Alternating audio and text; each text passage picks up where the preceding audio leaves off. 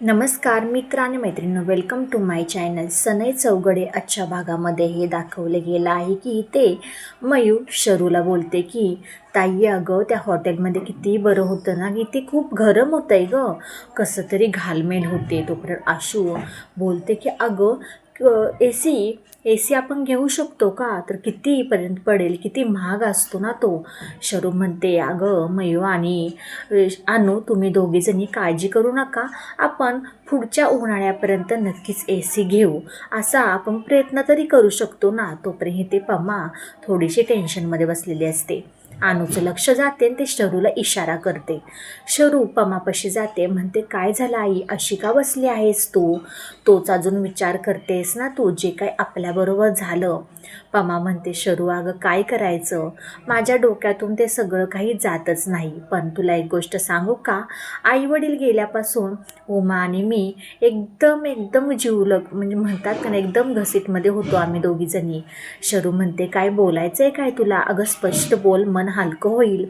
अगं पमा बोलते की उमापाशी ना सगळं काही लग्न वगैरे झाल्यानंतरनं तिला जॉब करायची म्हणून तिला तिच्या मुलांचा जरा टेन्शन होतं, मुलं कुठं ठेवायची. पण मी म्हणलं अगं तू एवढं कशाला काळजी करते, मी आहे ना, तिची मुलं मी सांभाळी, असं पम्मा शरूला घरातल्या माणसांना सांगत असते. म्हणते की तिच्यापाशी पैसा पाणी सगळं काही भरपूर आहे, त्याचा मी कधी ईर्ष्याही केली नाही आणि तिने कधी गर्वही केलं नाही. पण मला एकाच गोष्टीचं वाटत आहे की काल जे काही माझ्या मुलींबरोबर घडलं ते फार चुकीचंच आहे, कारण की केलं एकाने भोगावं दुसऱ्यालाच लागलं आहे. त्यामुळे पमा खूप टेन्शनमध्ये असते. तोपर्यंत शरूच्या वडिलांच्या मोबाईलवरती कॉल येतो उमाचा.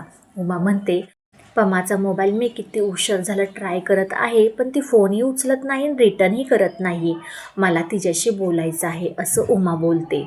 तोपर्यंत शरूचे वडील पमापाशी फोन देतात. पमा म्हणते उमा बोल, काय बोलायचे आणि ही शेवटचीच बोल, परत ह्याच्यावरती फोनही करायचं नाही, माझ्याशी बोलण्याचाही प्रयत्न करायचा नाही.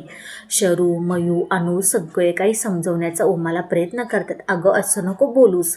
तोपर्यंत पमा सगळ्यांना शांत बसवते आणि उमाशी बोलते. उमा तिकडून रडायला लागलेली असते.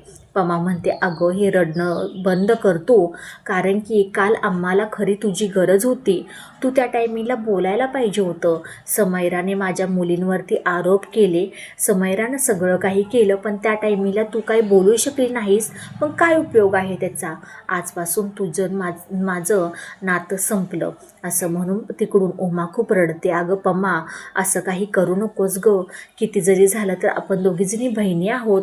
तोपर्यंत पमा म्हणते अगं बहिणी आहोत म्हणजे आत्तापर्यंत होतो, आता नाही आहे, विसरून जा तू मला, असं म्हणून पमा उमाबरोबर बोलते आणि फोन ठेवते.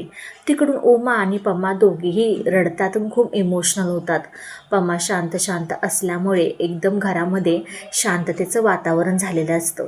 तोपर्यंत एक फोन येऊ का नको, आणि त्या फोन कॉलमुळे कळलेलं असतं की शरूला उद्या इंटरव्ह्यूला बोलवलेलं आहे. तोपर्यंत घरात थोडंसं वातावरण निर्माण होतं.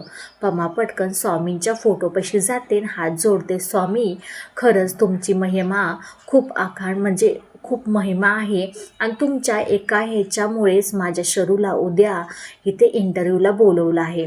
जर तुमचा आशीर्वाद जर राहिला तर खरंच माझ्या शरूला ना तुम्ही नोकरी द्या, 4 पैसे घरामध्ये येतील, काहीतरी आमचा हातभार लागेल, असं पमाच्या डोक्यामध्ये असते.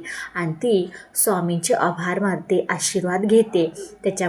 त्याच्यामुळे थोडंच घरामध्ये वातावरण एकदम सुखाचं झालेलं असतं आणि ते सगळे काही आनंदमय झालेले असते. दुसऱ्या दिवशी ते शरू झोपलेले असते.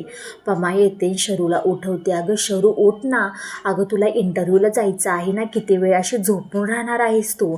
शरू म्हणते अगं थांब, थोडा वेळ तर मला झोपू देल, असं म्हणल्यानंतर ना इथे परत एकदा सगळेजणी शरूला उठवण्याचा प्रयत्न करतात, कारण तिचा इंटरव्ह्यू आहे आज, ती वेळेत गेले पाहिजे.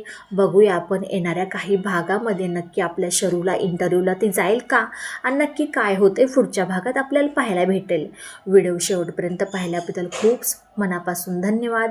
आवडल्यास लाईक शेअर सबस्क्राईब करायला अजिबात विसरू नका. चला भेटूया पुढच्या व्हिडिओमध्ये. आणि हो, आपले शॉर्ट्स व्हिडिओ आलेले आहेत, त्याच्यावरती तुम्ही लाईक शेअर सबस्क्राईब करा आवडल्यास, आणि कमेंटही करा. बाय सगळ्यांना.